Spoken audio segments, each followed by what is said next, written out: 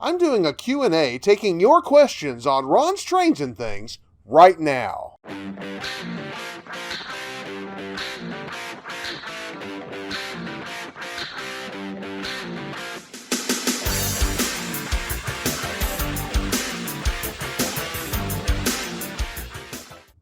Hi, I'm Ron of Ron's Trains and Things, and if you'd like to see more videos about model railroading tips, tools, and techniques, then be sure and subscribe down below and click that little bell icon so you can get notified every time I upload a new video. A couple of months ago, I talked on several of my videos about the possibility of starting a monthly live stream where I could take your questions and interact with you through a live chat. Well, as I tested that possibility, I quickly discovered that my internet connection is inadequate to support a viable live stream. I was very disappointed in that fact, but I haven't given up on it entirely. I still hope at some point to be able to do a periodic live stream where I can take your questions and answers. But in the meantime, I've decided periodically to do a video like this one where I take the questions and comments that you have shared in the comment section, in messages, and in emails from the videos that I have already shared and answer them on air. So today we're going to take about a dozen of your questions and I'm going to try to answer them the best that I can. But before I start answering your questions, I want to talk about some of your answers to a question I recently asked.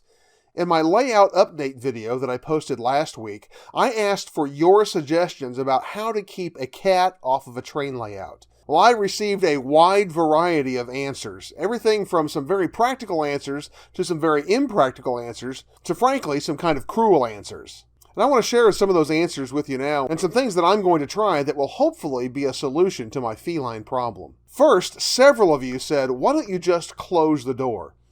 Well, I should have mentioned in that video that my layout shares space with our family room, which is an open area in our basement.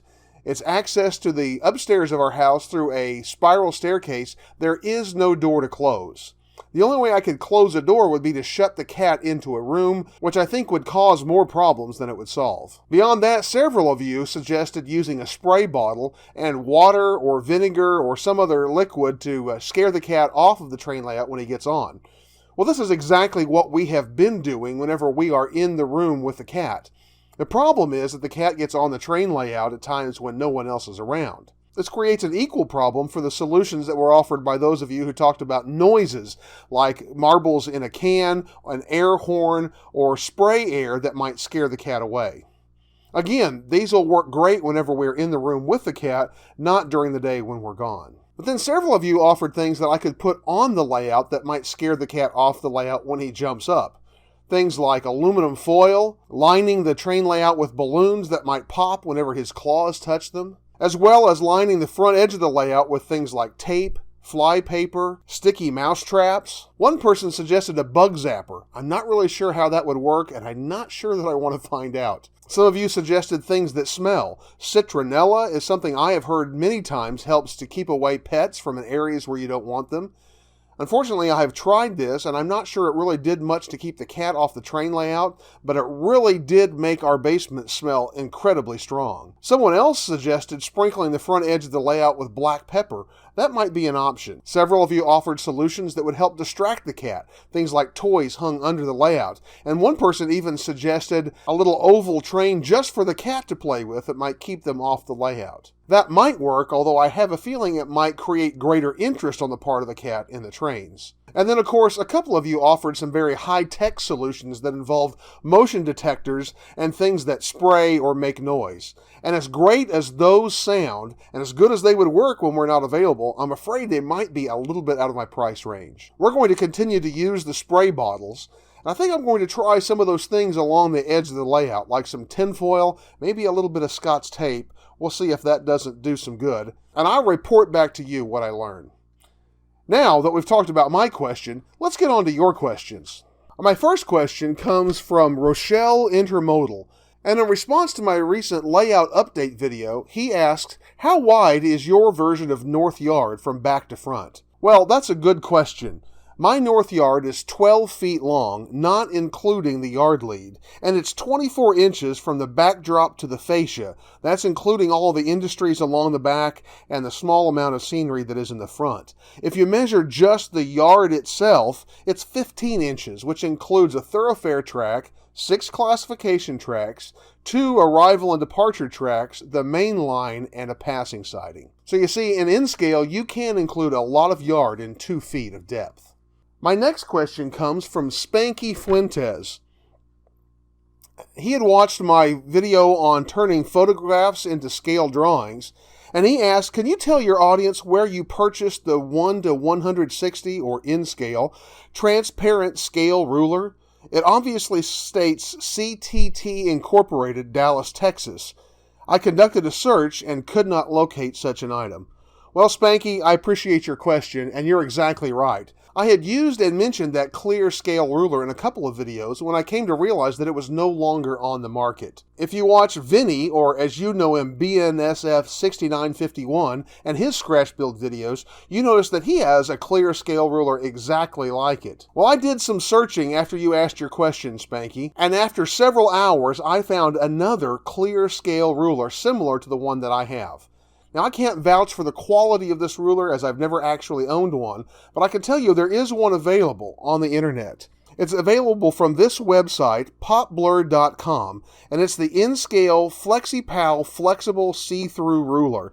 And this one actually comes in 3 different lengths, 6 inches, 12 inches, and a whopping 24.5 inches.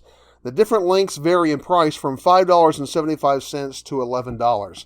I'll include a link to that website in the description down below, and you can go find one of those and try it out. If you do, please let us know how you like it.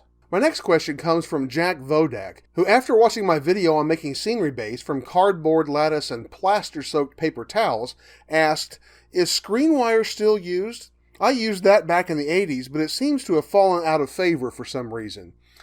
Well, Jack, I can see why you would think that. If you look in the hobby press and many model railroading videos, you'll notice that most people seem to be using extruded foam or some variation of that process today. There are still a lot of people that are using plaster over either cardboard, lattice, or screen, however. In fact, in the comment section of that video, I had several people who told me that they still use screen wire and plaster to make their scenery base. So while extruded foam may be the thing that is kind of in vogue among the hobby press and among hobby videos, there are still a lot of different processes that are being used by different people. Many people like different things, and there are as many different ways of doing those things as there are model railroaders. So you go right ahead and use your screen wire if that's the process that you prefer. It still makes a quality scenery base. Christopher Jones, after watching my video about making scenery base from extruded foam and Great Stuff foam spray, asked, how do you keep your Great Stuff from hardening in the hose or nozzle of the can between uses? Well, Christopher, that is a good question. I'm glad that you asked. What most people don't realize is that first, in order to save your can of Great Stuff, when you're finished using it, you need to remove the nozzle. Just screw it off, just like you screwed it on when you first got the can. Also, what's easy to miss is this nozzle actually comes apart. This straight hose is actually friction fit onto a fitting on the end of this nozzle. So if you pull this apart, you can take a pipe cleaner and clean out both parts of this while the foam is still wet when you're finished using it. The nozzle of the can itself will usually keep itself clear. Now, this is not 100% foolproof, but most of the time the nozzle will clear itself if you can just clean the applicator. This happens to be the exact same can that I used when I finished up the foam on that video, which I made 6 weeks ago. And you'll notice here that this can still works. Now, another way that you can save your foam, if you do a lot of foam work and you use a lot of the Great Stuff, is to buy one of the professional metal nozzles and buy the cans specially formulated for those nozzles. Those nozzles keep themselves clean, and you can keep a can in the nozzle and keep it working for several days. So if you're not going to be doing a lot of work with expanding foam, just clean the nozzle on the Great Stuff really well. If you're going to be doing a lot of it, I would suggest you buy the Pro nozzle and the Great Stuff Pro. John Comita Jr. asks, can you maybe discuss the lighting on your layout? It looks great. Well, John, I'd be glad to tell you about the lighting on my layout. Honestly, it's nothing particularly special. The fact is, my layout is lit exclusively with fluorescent tubing, specifically with T12 fluorescent tubes. Now, whenever you see the layout on video, it's also being lit by two 60-watt equivalent CFL bulbs in clamp lamps with homemade filters over the front of them. Now, as far as operating lights for my layout, I'm very happy with the light I get from the T12 fluorescent tubing. In fact, to my eye, and in my opinion, it makes as natural a light as anything I've ever seen, including LEDs. But let's go over and take a look underneath the valance on the upper deck of the layout, and I'll show you exactly what those fixtures look like and the difference between them and other fluorescent tubes. Let's go take a look. This is perhaps an imperfect way, but I think the best way that I can show you the lighting on my layout and also the difference between the bulbs I was talking about. This is the end of the peninsula on the upper deck on my layout, and what you're looking at here is the end of a T12 fixture. Now, I said I use T12s. The truth is I use primarily T12s, but T12s are kind of being phased out. They are harder and harder to get. And so when I bought my fixtures, I wasn't able to buy all T12s. I actually have a couple of T8 fixtures that are mixed in, but I've just spread them out through my layout so they're not in one place. Again, a T8 makes a quality light. I just think it's a little harsher than the T12s were. And you may be asking, well, what's the difference between a T12 and a T8? Well, the number in those bulbs literally signifies the diameter of the bulb in eighths of an inch. So in other words, a T12 bulb is 12/8 of an inch in diameter, or 1.5 inches. That's what you're looking at here.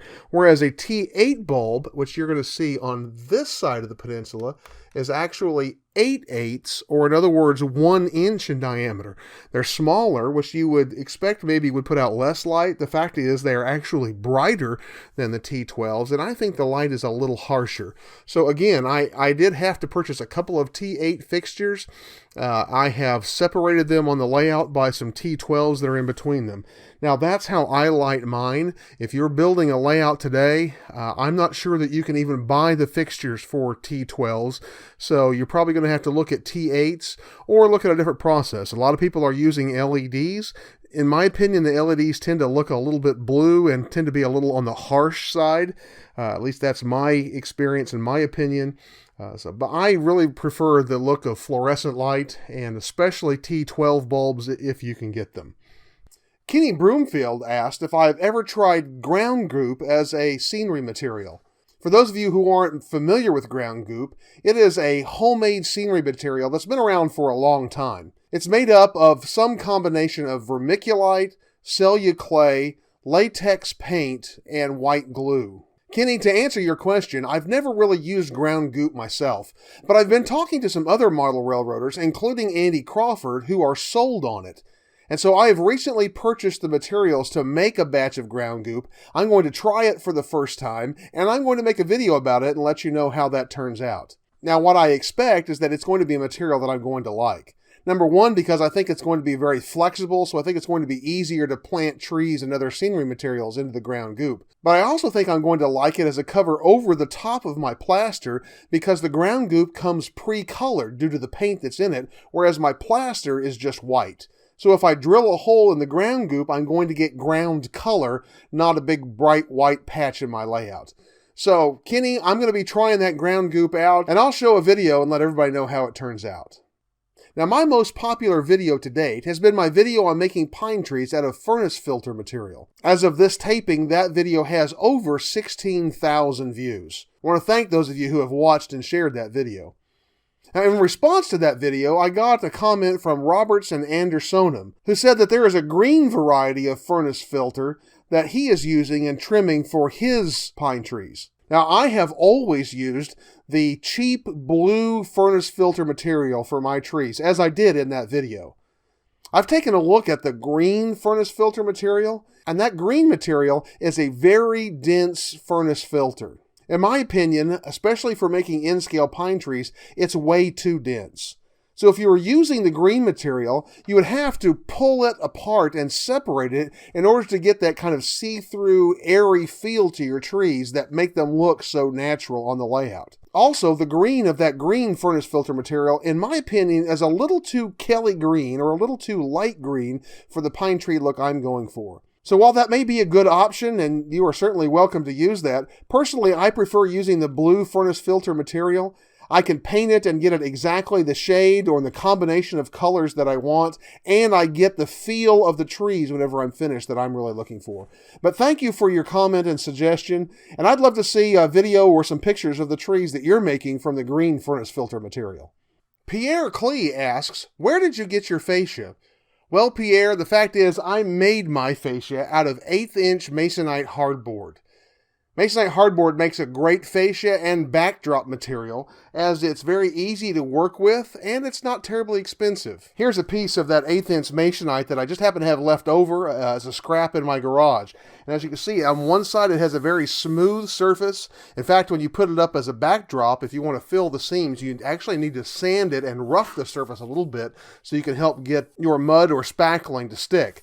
But it's also very thin, again, just 1/8 inch thick, and very flexible. This allows it to bend around both inside and outside corners very well, so it makes a great fascia material. Now, you can cut this masonite with a jigsaw into any shape that you want. As you can see here, I've cut it around the contours of these hills and valleys. I install my fascia using automotive upholstery screws. I have a couple of them right here.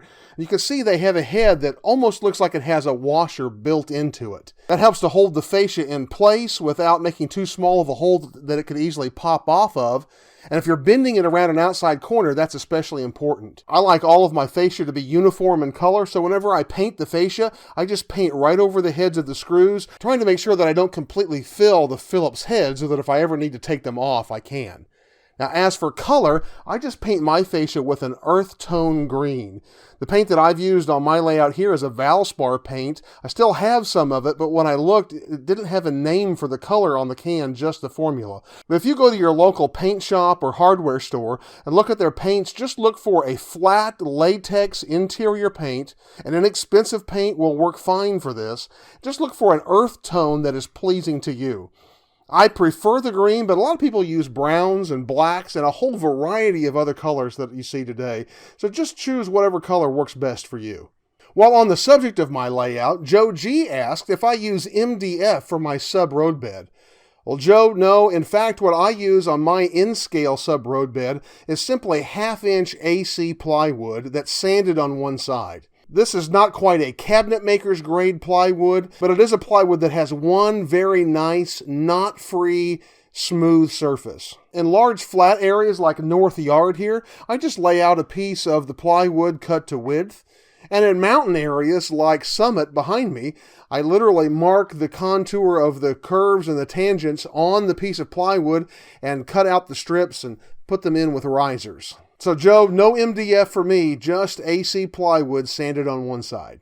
406S1092, aka Mike, asked, what color blue are your backdrops? Well, Mike, that is kind of a complicated question, but let me try to give you the simplest answer that I can. The blue on my backdrops is actually a Valspar color called Atmosphere. You can see it's just a very medium sky blue. But this isn't really what you see whenever you look at my backdrops, because I use a wet-on-wet painting method when I paint my backdrops. What I mean by that is I use a roller and roll on this Atmosphere blue starting at the top of the backdrop and working my way down. Then when I get to the bottom, while that paint is still wet, I use a brush and brush white paint right over the top of the wet blue paint, starting at the bottom and feathering it as I work my way up. That gives you a very natural hazy look along the horizon at the backdrop and a bluer sky as you get higher into the sky. If you look at the sky outside on a clear day, you'll notice that at the horizon it tends to look hazier, whereas straight up it looks much bluer. So in different places, I blend in more white or less white, and then while all of that is still wet, I use the same white with a brush and stipple on my clouds. By stippling the white clouds over the wet blue paint, it pulls some of that blue paint through the clouds and gives me the color variation that makes my clouds look as good as they do. I'm going to take the camera over and try to show you a particular area of the backdrop. I hope that the color variations come out on camera. I'm going to do the very best that I can to show you just how that works. Here's a look at the full height of the backdrop in my Wichita Falls area.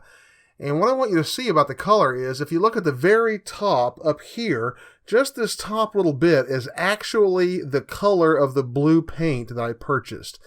If you look at the bottom, you'll notice it is significantly lighter, although it doesn't look pure white. I've used that wet on wet method to allow the blue paint to pull through the white and blend it together and fade it as it goes up. Now, there are areas where this looks pretty streaky through here, but that's how clouds tend to look. And then, of course, you can see in the clouds where I have stippled the clouds, and that has pulled some of the blue through the white and given some color variation in the clouds. And so you get a very hazy look down low. You get some streaky cloudiness, some haziness as you go up, and as you get to the very top, you get the more pure sky blue. I'm going to turn the camera just a little bit here and show you more in the corner. I didn't want to show you just this because you get a little bit of shadow here, but actually this is a better example of what I'm trying to show you. You don't see as much streakiness here as you did in the area over there, but you just get this nice gradual fade from a very light, hazy color at the bottom through some clouds where the blue is brought through up till you get to the actual sky blue or the atmosphere blue at the top. So that's how I do my backdrops, and that's how I get the color on my backdrops that I do. It's not just one color, but it's the blending of a blue and a white together to get this graduation of color across the entire backdrop. I have two questions from the second part of my Holt Hotel KitMatch series. The first comes from Troy Broderick, who asked, do you like model paints better than acrylics from, say, Walmart? Well, Troy, the answer to that question is it depends on what I'm using the paint for. If I'm using paint on my model rolling stock or locomotives, then yes, I always use model paint.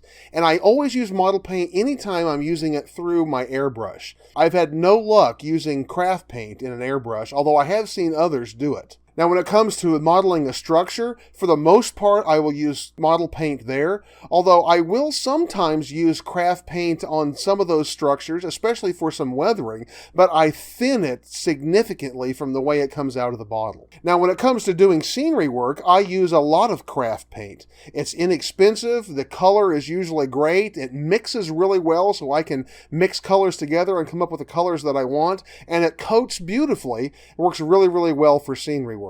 So Troy, the answer to your question is it depends on what kind of modeling I'm doing. I use a lot of model paint. I use a lot of craft paint. I just use them for very specific things. Also from that video, Joe N. Boehner asked, could you please write down the trade name for the weathering powder you're using? Well, Joe, the powder that I was using to weather that structure was Monroe Models weathering powder. Now, these are the same powders that used to be known as AIM weathering powders. Monroe Models recently bought out the AIM company, and so they've changed their weathering powder to their names. If you have some older AIM weathering powders, they're the exact same thing.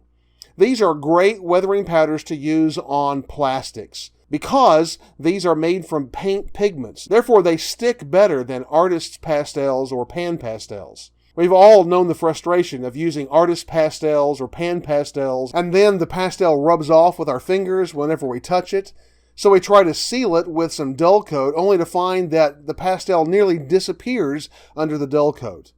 Well, that's a problem you won't have with the paint pigment types of weathering powders, like Monroe Models weathering powders, and others similar to it on the market. Because they're paint pigment, these stick to plastics very well, and once they stick, they are on.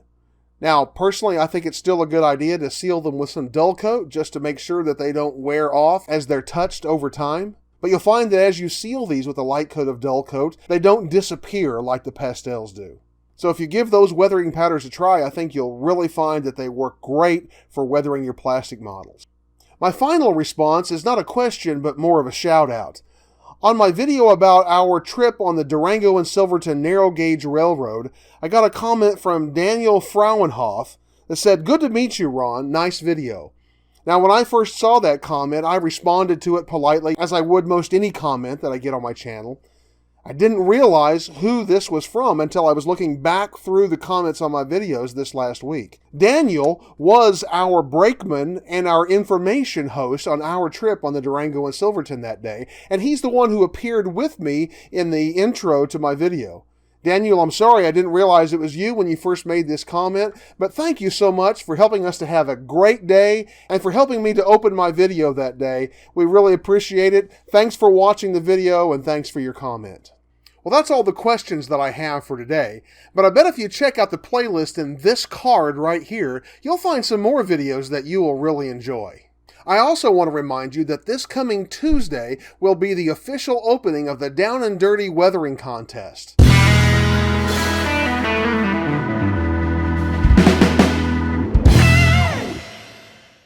If you'd like to know more about that freight car weathering contest, you can check out the video in this card and you'll learn all the details and the rules. If you enjoyed this video, please give it a thumbs up down below and share it on your social media and model railroad groups and forums that you participate in. If you'd like to see more videos like this one about model railroading tips, tools, and techniques, then be sure and subscribe down below and click on that little bell icon so you can get notified every time I post a new episode. Finally, be sure and check out the description down below. There you'll find my Amazon pick of the week, an affiliate link to some great products that I really enjoy, and I think you will too, as well as a link to my Patreon page where you can see the rewards that are offered to those who support Ron's Trains and Things. Well, I hope you'll join me on Tuesday for that kickoff for the Down and Dirty Weathering Contest. I think it's going to be a lot of fun, and I look forward to seeing you then.